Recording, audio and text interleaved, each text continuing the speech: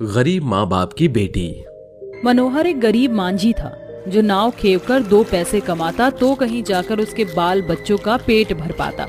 उसका हर दिन नदी के भीतर ही नाचता था। हर दिन की तरह आज भी मनोहर नदी के किनारे अपनी नाव लिए खड़ा था। हे गंगा मैया, सुबह से सांझ ढल गई मगर आज मुझ गरीब माझी ने नाव से 1 पैसे की कमाई नहीं की। खैर, जैसी आपकी इच्छा। ऐसा बोलकर मनोहर जैसे ही पानी में पतवार के सहारे नाव बढ़ाने लगता है तभी उसे बच्चे के रोने की आवाज सुनाई देती है जो पानी में बहते हुए उसके पास आती है। तकरीबन 3 साल की वह बच्ची पानी में चपाचप हाथ पांव चला रही थी।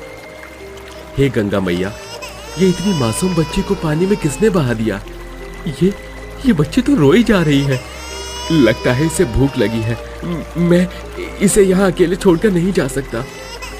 मनोहर उस बच्ची को अपने साथ घर में ले आता है जिसे देख सबिता कहती है, अरे ये किसकी बच्ची अपने साथ उठा लाए हो? पहले ही हम गरीब माँ बाप के 4 बच्चे हैं, उनका पेट पालने में कितना दुख उठाना पड़ता है। अरे तो क्या करता, इस छोटी सी बच्ची को वहाँ मरने के लिए छोड़ा था। अचानक वह बच्ची सबिता का आंचल थाम कर उसे माँ शब्द कहकर पुकारती है जिससे सबिता का दिल पिघल जाता है। माँ, देखो माँ, इस नन्ही सी मुनिया ने आपको माँ कहकर बुलाया। इसे रख लो माँ, हम चारों भाई बहन इसे अपने हिस्से का खाना मिल बांट कर खाएंगे। तो फिर ठीक है, आज से ये बच्ची हम गरीब माँ बाप की बेटी है और तुम्हारी बहन है। आज से इसका नाम अंशिका है। इस तरह गरीबी से जूझ रहे वो गरीब माँ बाप उस अनजान बच्ची को अपने परिवार का हिस्सा बना लेते हैं। ऐसे ही समय बीतता है। मनोहर के चारों बच्चे अंशिका का खूब ख्याल रखते हैं। इसी बीच 7 साल बीत गए। अंशिका मेरी प्यारी बहन, आजा, मैं तेरे बाल बना दूं। मगर माँ ने आपको मेरे बाल धोने को कहा था दीदी। अरे क्यों नहीं, हमारी प्यारी परी आज तुझे नदी में नहला कर लाएंगे। दीदी, मैं भी आप लोगों के साथ चलूंगा। ठीक है पिंटू। इसके बाद बबीता, आरुषि, पिंटू और रचना अंशिका को नदी पर लाती हैं और जैसे ही नदी में उतरते हैं तो अंशिका चीख पड़ती है, बचाओ बचाओ, मुझे मत मारो। अंशिका, तू ठीक तो है? अचानक अंशिका चीखते चिल्लाते हुए वहीं बेहोश हो जाती है। घर आकर बबीता सारा वाकया अपनी माँ से बताती है। अंशिका, तूने क्या देखा मेरी बच्ची? फिर से वही माँ जो पिछले 5 सालों से देखा है कि मेरी कोई बलि देकर मुझे नदी में बहाना चाहता है, मगर मैं बच गई। आज वो धुंधला धुंधला चेहरा साफ हो गया। ठीक है, फिर चल मेरे साथ बेटी। मनोहर अंशिका को लेकर सीधे पुलिस चौकी ले आता है जहां पूरी बात जानने के बाद पुलिस उस इंसान का स्केच बनवाती है जिसमें एक जाना पहचाना सा चेहरा उभर कर आता है। ये तो राज और श्वेता जी हैं। तो क्या अंशिका मेरी और सबिता की बेटी है? अचानक मनोहर की नजर अंशिका के गले में पहने लॉकेट पर घूमती है जिसे देख वह गरीब माँ बाप उस बच्ची को गले लगाकर फूट फूट कर रोते हैं जिसके साथ बीते सालों की यादें उनकी आंखों पर झांकने लगती हैं। ये कहानी है जबलपुर गांव में रहने वाले गरीब पति पत्नी मनोहर और सबिता की जो अपने 4 बच्चों बबीता, आरुषि, रचना और पिंटू के साथ घनघोर गरीबी में दिन बिता रहे थे। सबिता 5वीं बार गर्भवती थी।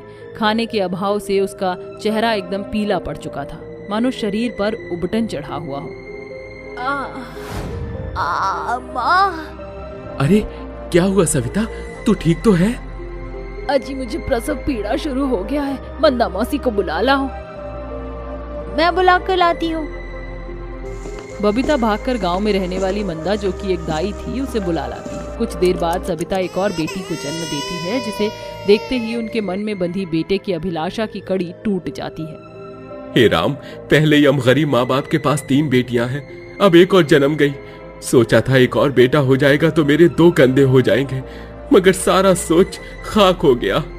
उस 5वें बच्चे के जन्म से जैसे मनोहर के घर पर अंधेरा छा गया था। इसमें दोष मनोहर का भी था क्योंकि वह नहीं चाहता था कि उस गरीबी की मार उसके बच्चों के पेट पर पड़े। देखते ही देखते कई महीने बीत गए और सबिता ने नए सिरे से अपने खोए हुए हिम्मत को खोजना शुरू किया। बबीता के बापू, ऐसे कब तक रहोगे? इस बच्ची का आना भाग्य का लिखा था जिसे कोई नहीं मिटा सकता, और फिर कोई नहीं जानता कि कौन क्या भाग्य लेकर आया है। सबिता की बातों में जीवन की छिपी हुई सच्चाई को देखने के बाद मनोहर उस बच्ची से घुलने लगा। समय बीतता गया। इस बीच मुनिया गोदी से उतरकर घुटनों पर चलने लगी और उसके लड़क तभी एक दिन एक अमीर इंसान उनके चौखट पर आता है। वहाँ दरवाजे पर कोई आया है। जी कहिए, किससे मिलना है? क्या हम अंदर आ सकते हैं? सबिता उन दोनों की अमीर शख्सियत को घूरी रही होती है। राज ने सुंदर सा सूट बूट पहना था जो काफी महंगा था। वहीं उसकी पत्नी श्वेता ने शिफॉन की सुंदर साड़ी पहनी थी। उसके कानों में सोने की बालियां और हाथों में सोने की चूड़ियां चमक रही थी। वो भीतर आते हैं। मनोहर भी वहीं मौजूद था। देखिए, मुझे आपकी बच्ची चाहिए। बदले में आपको जितना पैसा चाहिए मैं देने को तैयार हूँ। राज की बात सुनकर मनोहर और सबिता सन्न पड़ जाते हैं और सबिता झुंझलाकर बोलती है, बस कीजिए, ये कागजी नोट मेरे कलेजे के टुकड़े की बोली नहीं लगा सकते। मैं अपना बच्चा नहीं दूंगी। वो रहा दरवाजा, आप जा सकते हैं। सबिता का इनकार सुनकर श्वेता उसके आगे गिड़गिड़ाते हुए कहती है, ऐसा ना कहो बहन, भगवान ने तुम्हारे भीतर माँ बनने की काबिलियत भरी है, मगर सब कुछ होते हुए भी मुझ बांझ की कोख सूनी है। इस गरीबी में 5-5 बच्चे कैसे पालूगी? तुम ये बच्ची हमें दे दो, हम इससे बेहतर परवरिश देंगे। श्वेता का टूटा मन देखकर मनोहर डबडबाई आंखों से सबिता को देखकर बोल पड़ा, सोच क्या रही हो सविता? हमारी मुनिया इन मेम साहब की बिटिया बनकर राज भोगेगी, वरना हम गरीब माँ बाप के साथ इसका भी पेट भूख की चक्की में हमारे बाकी बच्चों की तरह हर दूसरे दिन पिसता रहेगा। इस तरह अपनी बेटी के बेहतर जीवन के लिए गरीब सबिता अपनी बेटी श्वेता को दे देती है, मगर उसे इस बात की कहां भनक थी कि वह गरीब माँ बाप श्वेता और राज के बुने जाल की गुत्थी में उलझ कर रह जाएंगे। आखिर क्या वजह हो सकती है इस झूठ की? जब उन्हें हम गरीब की बेटी चाहिए ही नहीं थी तो क्यों ले गए उसे, और फिर नदी में क्यों बहाया? इन सारे सवालों के जवाब अब हमें वही देंगे। अगले ही पल मनोहर और सबिता श्वेता और राज के घर पहुंचते हैं। उनका घर बहुत बड़ा था। मनोहर के घर में बड़ी खिसियाहट भरी हुई थी। राज साहब, बाहर निकलिए। क्या हुआ? तुम लोग यहाँ? हमें हमारी बेटी वापस चाहिए।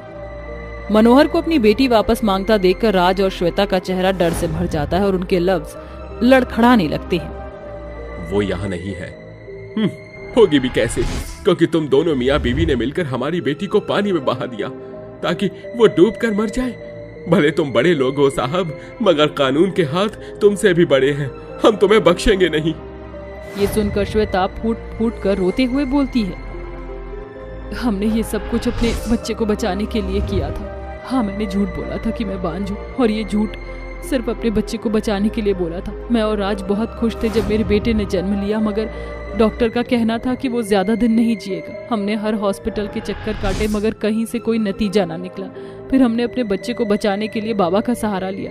उन्होंने कहा था कि हमें एक बच्ची की बलि देनी होगी तो हमारा बच्चा ठीक हो जाएगा, मगर मैं थी तो मां ना।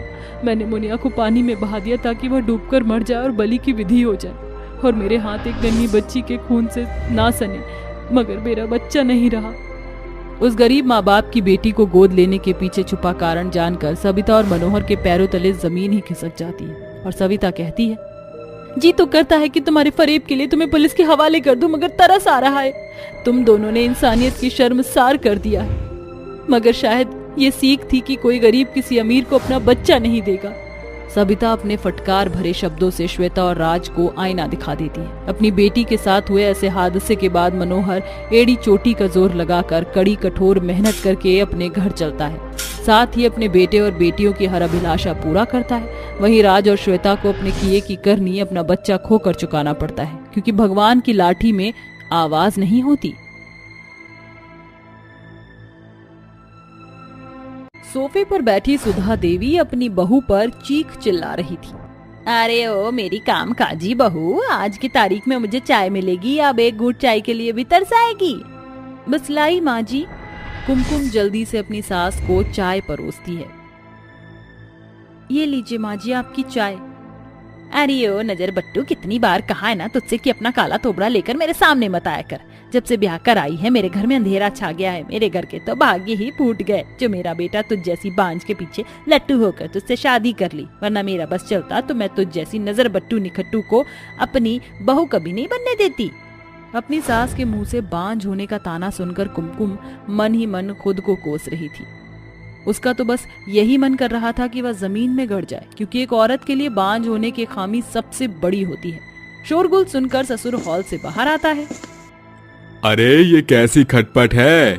क्या बात है कुमकुम बहू, तू क्यों रो रही है? हाँ, अब झूठ मूठ के मोटे मोटे टिस्सुए तो बहाएगी ही ये बांझन।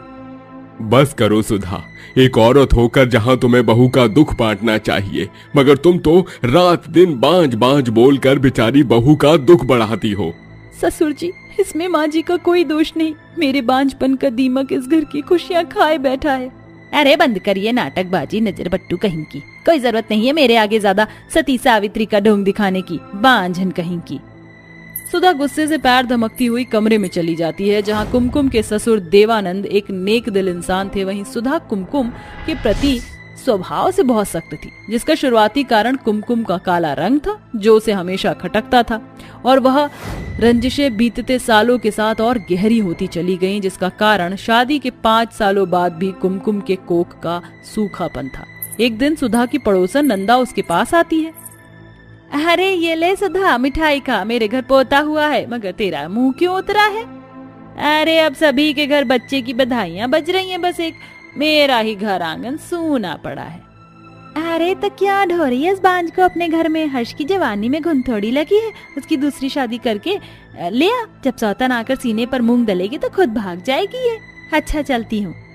सुधा के मन की सुलगी आग अभी ठंडी भी ना हुई थी कि नंदा की नारदगिरी ने उस आग को लावे में बदल दिया। और फिर, नहीं माँ जी, मैं आपके पाँव पड़ती हूँ, मुझे ये सब बर्दाश्त है, मगर सौतन की सोहबत नहीं। माँ जी, मेरे जीवन में सौतन का जहर मत घोलिए, ये मुझसे बर्दाश्त नहीं होगा। लाचार बहू के लाख रोने गिड़गिड़ाने के बाद भी सुधा का पत्थर दिल नहीं पिघलता और वह कुमकुम को दूर झटक कर बोलती है। अरे बर्दाश्त तो तुझे मैं कर रही हूँ बांझन, तूने मेरे हर्ष के हंसते खेलते जिंदगी को जहन्नुम बनाकर रख दिया। तुझे हर्ष को शादी के लिए तैयार करना होगा, वरना मैं पंखे पर झूल जाऊंगी। अपनी सास के मुंह से जान देने की धमकी सुनकर कुमकुम का कलेजा मुंह को आ जाता है। हे भगवान, ये तूने मुझे कहाँ ला पहुँचाया? अब मुझे अपने दिल पर पत्थर रखकर अपने पति की दूसरी शादी करनी होगी।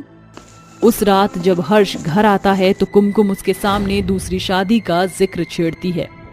होश में तो हो तुम कुमकुम? तुम्हारी सिवा मैं किसी और का होने के बारे में सोच भी नहीं सकता। हर्ष, मैं माँ जी से उनकी खुशी का हक कैसे छीन लूं? मैं तो माँ नहीं बन सकती, मगर तुम तो बाप बन सकते हो। अरे नहीं चाहिए मुझे बच्चा। और तुमने ये सोचा है कि अपने पति को किसी और औरत से बांटकर तुम पर क्या बीतेगी? इस घर पर छाया अंधेर मिटाने के लिए मैं अपनी खुशी न्योछावर करके ये आंसू पी लूंगी। इस तरह हर्ष की शादी सुधा की ढूंढी हुई शिखा नाम की एक अमीर घमंडी लड़की से हो जाती है। देख ले हर्ष, तेरी माँ तेरे लिए हूर की परी जैसी बहू लाई है। इस कोयले को चुनकर तो तुझे ठेंगा मिला। अब तू शिखा बहू ही अपनी सास की आस पर खरी उतरेगी, है ना बहू? एब्सोल्युटली सासू मॉम, कम ऑन हर्ष, चलो। हर्ष को अपनी सौतन के साथ देखकर कुमकुम 100 मौत मरती है। माफ करना हर्ष, मगर मुझे हर हालत में इन हालातों से समझौता करना होगा, तभी इस घर में बच्चे की किलकारी गूंज पाएगी। अगली सुबह जब कुमकुम चाय नाश्ता लेकर आती है तो शिखा को हर्ष की बाहों में लिपटा हुआ देख उसका दर्द आंखों से छलक जाता है। तभी खटके की आवाज से शिखा की आंख खुल जाती है। है यू कैपुचिनो, चेहरे के साथ तुम्हारे अकल पर भी कालिक जम गई है। इतना भी नहीं जानती कि न्यूलीवेड कपल के कमरे में बिना नॉक किए नहीं जाते? सॉरी शिखा, वो मैं भूल गई थी कि अब ये कमरा मेरा नहीं रहा। एनीवे, ये ट्रे यहाँ रखो एंड जस्ट गेट लॉस्ट। कुछ ही देर में सभी नाश्ते की मेज पर इकट्ठे होते हैं, जहाँ शिखा एक शॉर्ट ड्रेस पहने ऐट में आकर बैठ जाती है। बहू, ये कैसे कपड़े पहने हैं? शायद तुम भूल रही हो, ये तुम्हारा ससुराल है।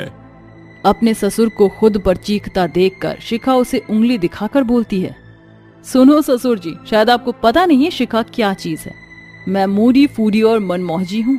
मेरा एक अपना लाइफस्टाइल है, और रही बात मेरे पहनावे की, तो मैं किसी के लिए अपने कपड़ों का कॉम्प्रोमाइज नहीं करूंगी। शिखा को यूं अपनी अमीरी का ऐंठ झाड़ता देखकर सुधा बोलती है। अरे सही तो कह रही है शिखा बहू, अब सब तुम्हारी इस काली कलुटी बॉर्डम बांझ बहू के जैसे थोड़ी 6 मीटर की साड़ी लटकाकर घूमते रहेंगे। ओके सासू मॉम, मैं जरा शॉपिंग पर जा रही हूँ।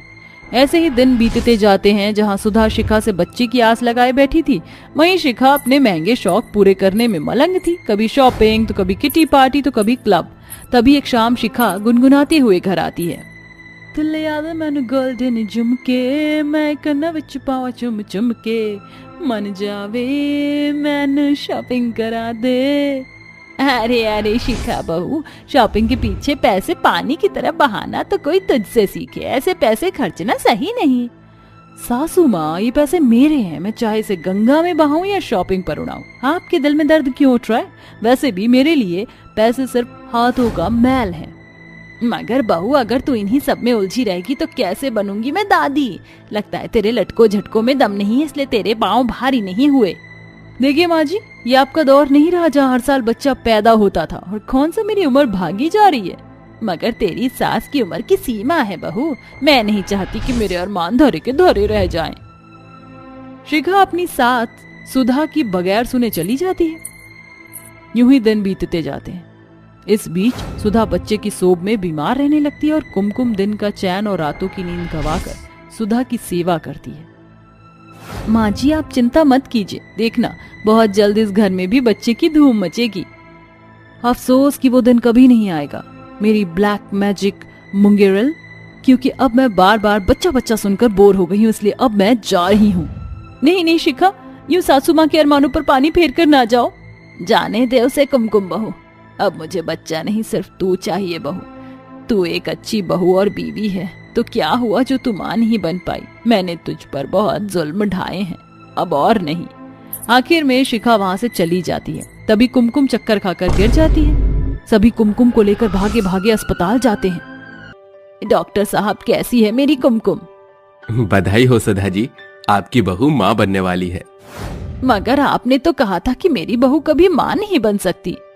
कहा था, मगर वो जो आसमान में बैठा है वो डॉक्टर से भी बड़ा है, जो करुणा में अव्वल है। किसी ने सच ही कहा है, अगर किसी चीज को शिद्दत से चाहो तो पूरी कायनात उसे मिलाने में लग जाती है। ये कुमकुम के अंदर छिपी अच्छाइयों का ही फल था, जो शादी के 7 साल बाद उसकी सूखी हुई कोख हरी हो गई। जिसके बाद सुधा ने 9 महीनों तक कुमकुम का खूब ख्याल रखा और कुमकुम ने एक चांद जैसे बेटे को जन्म दिया। जिसके बाद फिर कभी कुमकुम का काला रंग सास को ना खटका और ना कभी उनके बीच खटपट की नौबत आई, क्योंकि उस नन्हे से जान ने सभी को खुशियों की लड़ी में पिरो दिया था। साथ ही कुमकुम के सर से सौतन का साया भी टल चुका था।